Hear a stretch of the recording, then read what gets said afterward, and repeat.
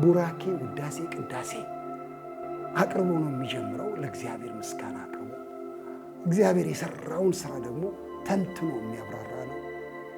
ከዚያ ስራ የተነሳ ደግሞ እኛ መኖር ያለብንን የህይወት ደግሞ አካሄድ የሚገልጽ መጽሐፍ ነው። በመጨረሻ ደግሞ በትልቅ ውጊያ ውስጥ እንደሆነን አውቀን የእግዚአብሔርን የጦር ዕቃ ሁሉ እንድንለብስ የሚያበረታታ መጽሐፍ ነው። እግዚአብሔር ደግሞ ጉልበትና ኃይል እንደሚሰጠን በጣም ዋስትና የሚሰጥ መጽሐፍ ነው። እግዚአብሔር የተመሰገነ ይሁን። ወዳጆች፣ የእግዚአብሔር በረከት ለሁላችን ይድረስ። እግዚአብሔር ትልቅ ቸርነት አድርጎልናል። በዚህ ትምህርት በኩል ሐዋርያው ጳውሎስ ለኤፌሶን ሰዎች የጻፈውን ደብዳቤ እያየን ነው። አስገራሚ ደብዳቤ ነው።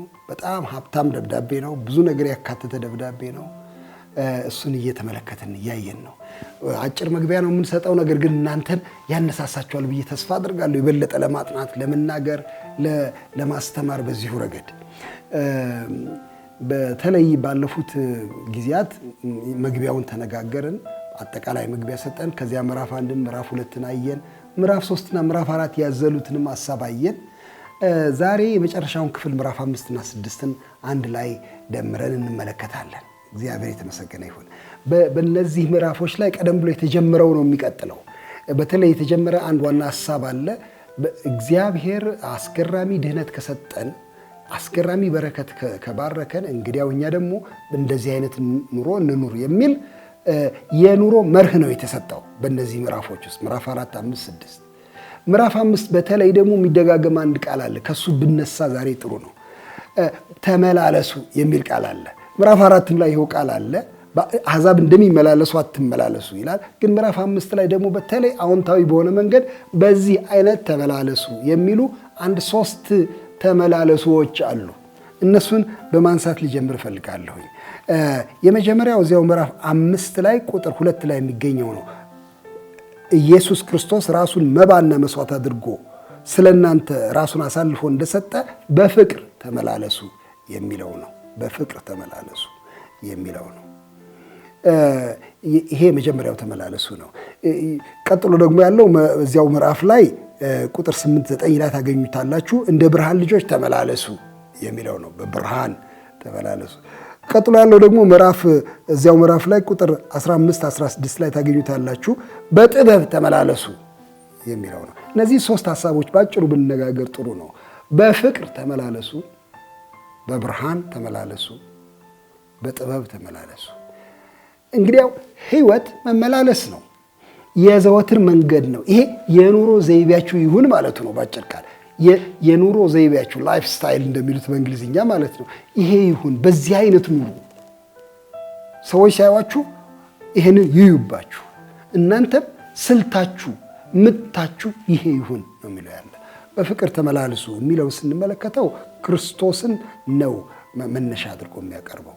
መጀመሪያ ነገር ይሄ ፍቅር በእናንተ ዘንድ የታወቀ አይደለም፣ ነገር ግን እሱ ወዷችኋል አስቀድሞ እንደተወደዱ ልጆች ስለሚል የዚህ የፍቅር መቀስቀሻችን መወደዳችን ነው። ፍቅርን ለሌሎች ከማካፈል በፊት ጠግበነዋል የኛ ፍቅርን የሚለው ጥያቄ ዋና ነገር ነው። የሚያጠግብ የእግዚአብሔር ፍቅር አግኝቷችኋል። እናንተ የተወደዳችሁ ልጆች ናችሁ። አትንፈጉ ነው ፍቅርን። እሱ ሰጣችሁ ፍቅር። እንዴት አድርጎ ወደዳችሁ? በጣም በሚያስገርም ቋንቋ ነው የሚናገረው። ክርስቶስ ወደዳችሁ፣ ለእግዚአብሔር የመዓዛ ሽታ የሚሆን መባና መስዋዕት አድርጎ ስለ እናንተ ራሱን አሳልፎ ሰጠ። ልክ እንደዚያው በፍቅር ተመላለሱ። የሚገርም ነው። ክርስቶስ 2 ነገር የወደደ ነው የሚመስለው እዚህ ላይ እንደማየው። አንድም አባቱን የወደደው አባቱን ሊያስደስት ብሎ መዓዛ አድርጎ መባ አድርጎ ራሱን ሰጠ። መልካም ሽታ አድርጎ አቀረበ። ለአባቱ ራሱን መስዋዕት አቀረበ። አባቱን ብቻ አይደለም የወደደው፣ ለአባቱ እንደዚህ የሚያስደስት መባ መሆኑ ደግሞ በአንድ ወገን የእኛን ድህነት ስለሚያስገኝ እኛንም ወዶ ራሱን በእኛ ምትክ አድርጎ አሳልፎ ሰጠ። እንግዲህ ይሄ ታላቅ ፍቅር ነው። አንዳች ሳይከፈለው፣ አንዳች ነገር ሳናረግለት ከራሱ በተነሳ ፍቅር ወደደን። በዚህ ፍቅር ተመላለሱ፣ ይሄ ነው የህይወት ዘይቤያችሁ ብሎ ሐዋርያው ጳውሎስ ሲናገር እንመለከታለን እዚህ ላይ። ሁለተኛ ነገር የሚያነሳው የክርስቲያን ኑሮ የፍቅር ኑሮ ብቻ አይደለም።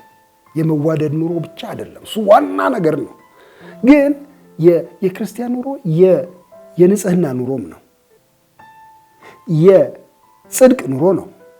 ለዚህ ነው በብርሃን ተመላለሱ። አንዳች ነገር የምትከልሉት የምትደብቁት የለም። የሚደበቅ የጨለማ ስራ ነው። በጨለማ የሚሰራ ስራ የኃጢአት ስራ ነው፣ የርኩሰት ስራ ነው፣ ቆሻሻ ስራ ነው፣ አመፅ ነው። እዚህ ላይ እንደሚናገሩ ለቅዱሳን እንደሚገባ ግን ዝሙት፣ ርኩሰት፣ መመኘት በእናንተ ዘንድ ከቶ አይሰማም። የሚያሳፍር ነገር፣ የስንፍና ንግግር፣ ዋዛ፣ እነዚህ በሙሉ አይሰሙ። ጣዖት አምላኪነት አይሰማ እናንተ ጋር። እናንተ የብርሃን ልጆች ናችሁ። እግዚአብሔር ማንም ሊቀርበው በማይችል ብርሃን የሚኖር አምላክ ነው። በአንድ ወገን ንጽህናውን ነው የሚያሳየው። ይሄ ብርሃን፣ ይሄ ዙሪያው ብርሃን የሆነ አምላክ ማንም ሊቀርበው አይችልም ማለት እጅግ ንጹህ ነው። መላእክት እንኳ በፊቱ ንጹሐን አይደሉም ይላል በሌላ ቦታ። እንግዲያው በዚህ ንጽህና እግዚአብሔር ጠርቷችኋል። ማንም በከንቱ ንግግር አታላችሁ። አመፅ የሚያደርግ እግዚአብሔር ይፈርድበታል። የእግዚአብሔር መንግስት አይወርሱም አመፀኞች ብሎ ይላል። ማንም አታላችሁ። ቀድሞ ጨለማ ነበራችሁ፣ የታወቀ ነው። አሁን ግን ብርሃን ናችሁ። እንግዲያው የብርሃኑ ፍሬ በበጎነትና በጽድቅ ነውና እግዚአብሔርን ደስ የሚያሰኘውን እየመረመራችሁ እንደ ብርሃን ልጆች ተመላለሱ ነው የሚለው። የትልቅ ጥሪ እኮ ነው። እግዚአብሔርን ምንድነው ደስ የሚለው ብላችሁ ጠይቁ እኮ ነው። አሁን ለባልንጀሮቻችን ስጦታ ስንሰጥ እንጠነቀቅ የለ? ምንድነው ደስ የሚለው፣ ምንድነው ደስ የሚላት ብለን ለማስደሰት እንደምንሞክር ሁሉ እግዚአብሔር ደስ የሚለው ምንድነው ብላችሁ መርምሩ እና እንደ ብርሃን ልጆች ተመላለሱ። የጨለማን ስራ እንዲያውም አጋልጡት ነው የሚለው። አትተባበሩ፣ ግለጡት። ምን ማለት ነው?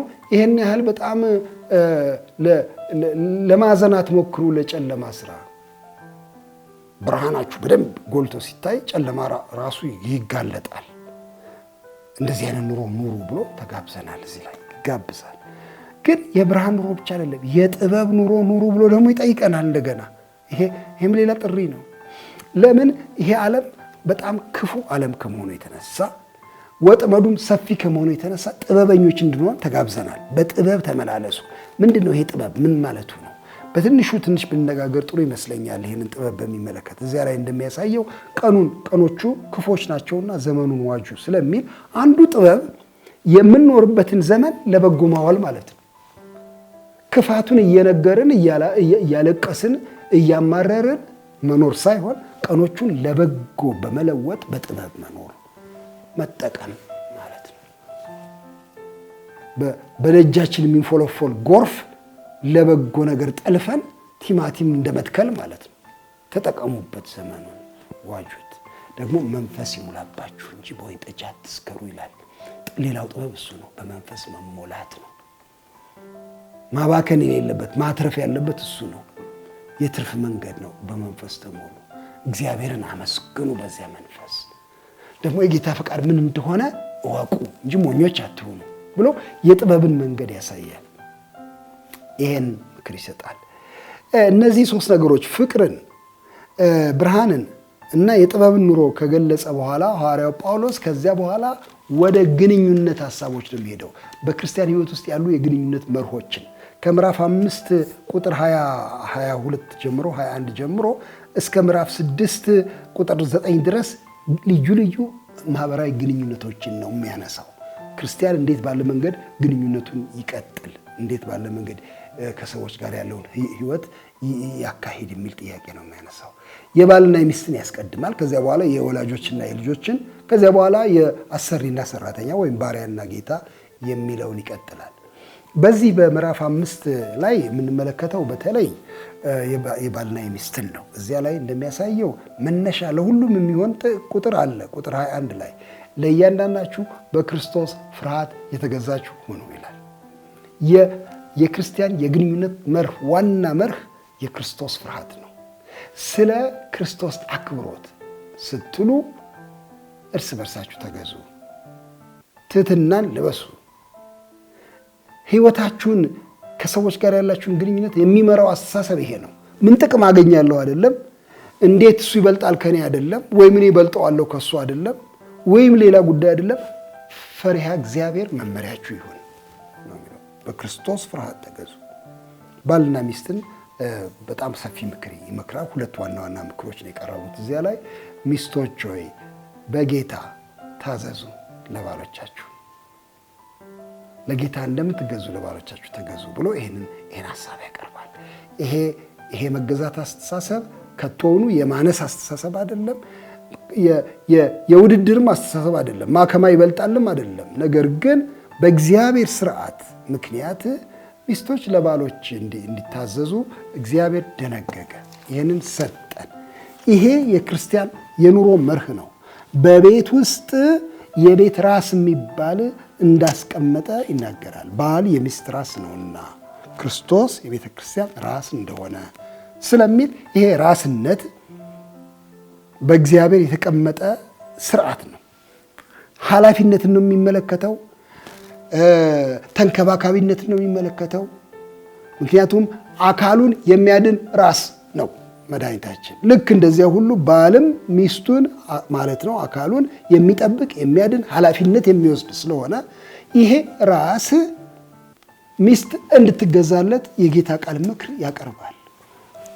ለባሎች ውደዱ ሚስቶቻችሁን ይላል። ከባድ ትእዛዝ ይሰጣል። ከእሱ ጋር አያይዞ ክርስቶስ ቤተ ክርስቲያን እንደወደዳት በትልቅ መስዋዕትነት ራሱ እንዳቀረበላት ለንጽህናዋ ለልማቷ እንደሰራ ማለት ነው። ለሚስቶቻችሁ ልማት ስሩ፣ ዓላማ አድርጋችሁ ውደዷቸው። ደመነፍሳዊ ፍቅር ብቻ አያንቀሳቅሳችሁ፣ በዓላማ የተመራ ፍቅር ይኖራችሁ። ለሚስቶቻችሁ ተንከባከቧቸው፣ ደግፏቸው፣ ልክ የራሳችሁን አካል እንደምትንከባከቡ ብሎ ይህንን ምክር ሲሰጥ እንመለከታለን። ይሄ በክርስቶስና በቤተ ክርስቲያን መካከል ያለ ግንኙነትን ያሳያል ይላል። ከዚያ ይሄንኑ የግንኙነት አስተሳሰብ ምዕራፍ 6 ላይ ይቀጥለዋል።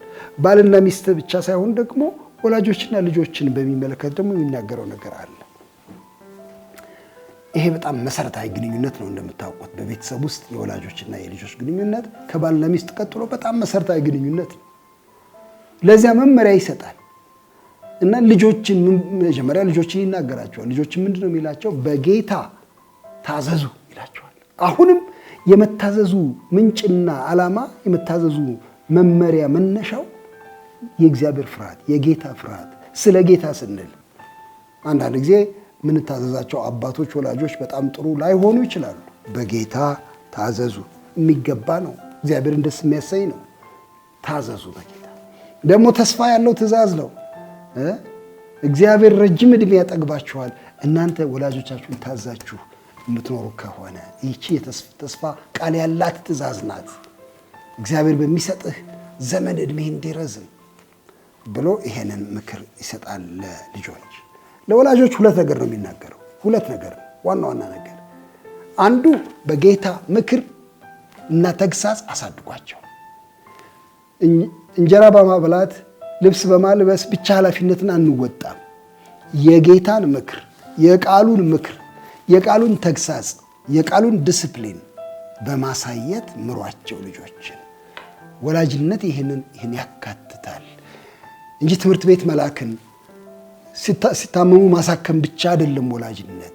አእምሯቸውን ልቡናቸውን መቅረጽ ነው ወላጅነት። በዚህ ያሳድጓቸው ብሎ ይህን ኃላፊነት ይሰጠናል ወላጆችን። ግን ይሄ ብቻ አይደለም። አሉታዊ የሆነ ምክር ደግሞ ይሰጣል። አታስቆጧቸው፣ በሌላ ቦታ አታበሳጯቸው ደግሞ ይላል። ይሄ ብዙዎቻችን የምንስተው ነገር ነው። የገሰጽን ይመስለናል፣ የቀጣን ይመስለናል። ግን ቁጣና ንዴታችን በላያቸው ላይ እንወጣለን፣ እናበሳጫቸዋለን። ተገቢ ያልሆኑ ደንቦች እናወጣለን። ከዚህ የተነሳ ልጆችን እናስጨንቃቸዋለን። አታበሳጯቸው፣ አታስቆጧቸው፣ ወደ ቁጣ አትቀስቅሷቸው፣ ግን በተግሳጽ በምክር አሳድጓቸው ብሎ ይሄንን ለወላጆች ሲሰጥ እንመለከታለን። በአሰሪና ሰራተኛ መካከልም ያለ ግንኙነትን በሚመለከት ባሪያና ጌታ ነው ያን ጊዜ የሚባለው። ምክንያቱም የባሪያ ስርዓት ነበር ይሄ በተጻፈበት የዛሬ 2000 ዓመት ገደማ። ሐዋርያው ጳውሎስ የባሪያ ስርዓትን በሚመለከት አፍርሱ የባሪያን ስርዓት ይህንን እያለ አይደለም የሚሞግተው። እዚህ ጋር ያለው ስርዓት በዚያው ስርዓት መካከል ግን እንደ ክርስቲያን ኑሩ፣ አዲስ አስተያየት ስጡት የሚል ምክር ነው የሚሰጠው። ባሮች በፍርሃት ነበር የሚገዙት። ባሮች ያኔ መውጫ ስለሌላቸው ግድ ስለሆነበት። አሁን እንደሱ አይደለም። በጌታ ለጌቶቻችሁ ተገዙ። ስለ እግዚአብሔር ፍርሃት፣ እግዚአብሔርን በማክበር የጌታ ስም እንዳይሰደብ ለእግዚአብሔር ክብር እንዲሆን በሁሉ ነገር ታዘዟቸው፣ ለታይታ አትስሩ፣ አዩኝ አላዩኝ በሚል አትስሩ፣ በቅን ልቡና ስሩ ብሎ ይላቸዋል ሰራተኞችን። እና በጣም የሚያስገርመው ነገር እዚያ ጋር ሰራተኛ ደሞዝ ይፈልጋል አይደለ? ሽልማታችሁን ደሞዛችሁን የሚያይ አምላክ አለ፣ ከሱ እንደምትቀበሉ አውቃችሁ ስሩ ይላል። ይሄ አስደናቂ ነው። እኔ ምድር ላለ ጌታ ምድር ላለ አለቃ ነው የምሰራው፣ ከሱ ነው ጎሽታም የምጠብቀው፣ ደሞዝም እድገትም የምጠብቀው። ግን ክርስትና ነገሩን ከዚያ በላይ ያደረገውና እግዚአብሔር በምድር ላይ ለምትሰሩት ሁሉ በጎ ስራ ሽልማቱን አዘጋጅቷል ብሎ ወደ እሱ እየተመለከትን እንድንሰራ ያሳስባል። ይሄ በጣም ትልቅ ሀሳብ እንደሆነ እመለከታለሁ። ግን ባሮችን ወይም ሰራተኞችን ብቻ አይደለም የሚመክረው። ሐዋርያው ጳውሎስ ሰራተኞችን ወይም ባሮች የተባሉትን ብቻ አይደለም የሚመክረው፣ የእነሱን አለቆች ጌቶቻቸውንም ይመክራል። እንዴት ባለ መንገድ! ምክንያቱም በዚያ ዘመን ባሮች ወደ ክርስትና እንደሚመጡ ሁሉ አሰሪዎችም ጌቶቻቸውም እንደዚሁ ክርስቶስን ወደ ማወቅ ይመጡና በአንድ ማህበር ውስጥ ይሆናሉ። እንዴት ባለ መንገድ ይዩዋቸው። ሁለት ነገር ነው ለእነሱ የሚነግራቸው፣ በጣም አስገራሚ ነገር። በእነሱም በእናንተም ላይ አንድ ጌታ እንዳለ ወቁ። ከተጠያቂነት ውጭ ልትሆኑ አትችሉም። እናንተ ጌቶች ሆይ፣ እናንተ አለቆች ሆይ፣ እግዚአብሔር ለሰው ፊት የማያደላ ዳኛ ስለሆነ በተጠያቂነት መንፈስ ሰራተኞቻችሁን ያዙ ነው የሚለው። እግዚአብሔር ስለሚጠይቃችሁ ስለነሱ በዚያ መንፈስ በእናንተም ላይ ጌታ እንዳለ አውቃችሁ ተገቢውን አድርጉላቸው ይላል። ሌላ ሁለተኛ ነገር የሚነግራቸው ዛቻውን ተዉ ይላል። ዛቻውን ትታችሁ ይላል። ማስፈራራት፣ መሳደብ፣ እሱን ተዉ፣ እንዲህ ያደርግሃለሁ የሚል ዛቻውን ተዉት ይላል። ለምን አይጠቅምም። በአሰሪና ሰራተኛ መካከል መዛዛት የሚጠቅም ነገር አይደለም። ልክ ነው። ጥፋት ሲኖር ማስጠንቀቂያ መስጠት፣ ምክር መስጠት፣ ማሳሰብ ሊኖር ይችላል። መቅጣትም ሊኖር ይችላል እውነት ለመናገር። ነገር ግን ይሄ እኔ ካንተ በልጣለሁ መግቢያ የለህም ብሎ ሰዎችን ዝቅ አድርጎ በማስፈራራት በማስጨነቅ ለመግዛት መሞከር ግን መጽሐፍ ቅዱሳዊ አይደለም። የክርስቲያን አሰሪዎች፣ ክርስቲያን አለቆች በዚህ መንገድ እንዲሄዱ አይመክርም መጽሐፍ ቅዱስ። ስለዚህ ተገቢ የሆነ ግንኙነት በአሰሪና ሰራተኛ መካከል እንዲኖር ነው የሚመክረው።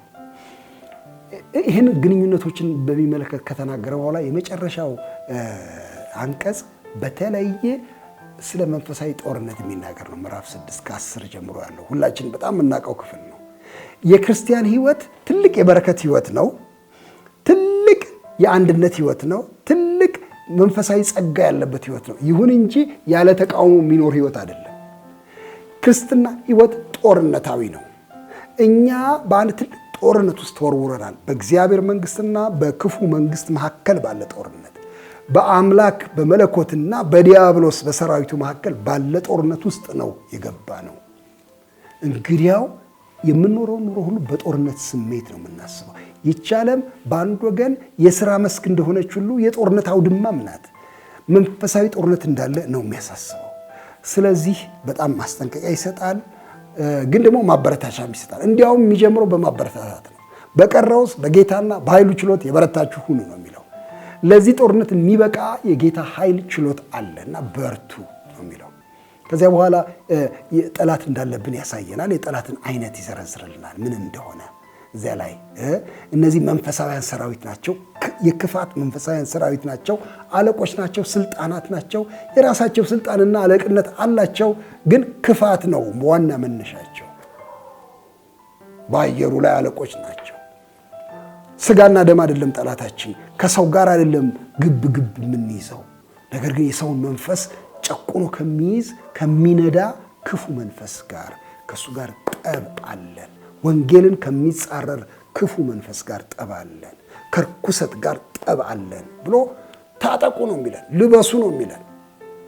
የጽድቅ የጦር ዕቃን ልበሱ ነው የሚለን፣ የእግዚአብሔርን የጦር ዕቃ ሁሉ አንሱ ነው የሚለን ያለ። እዚያ ላይ 6 የተነተናቸው ዕቃዎች አሉ። እነዚህ ዕቃዎች ምንድን ናቸው የተባለ እንደሆነ እዚያ ላይ በጣም በዝርዝር ተገልጿል። ታዩታላችሁ። ይህንን ውጊያ ለማከናወን የሚረዱትን እውነት ነው። አንደኛው መሳሪያችን እውነት ነው። በእውነት ወገባችሁን ታጠቁ ነው የሚለው ያለ። ያለ እውነት ውጊያ የለም። ስለ እውነት ከፍተኛ ተጋድሎ ማድረግ አለብን። እውነተኞችም መሆን አለብን እኛ ራሳችን። በእውነት ታጥቃችሁ ይላል። ከዚያ የጽድቅ ጥሩር እንድንለብስ ያሳስባል። ጽድቅ ሌላው ዕቃ ነው፣ ዋና መዋጊያ ነው።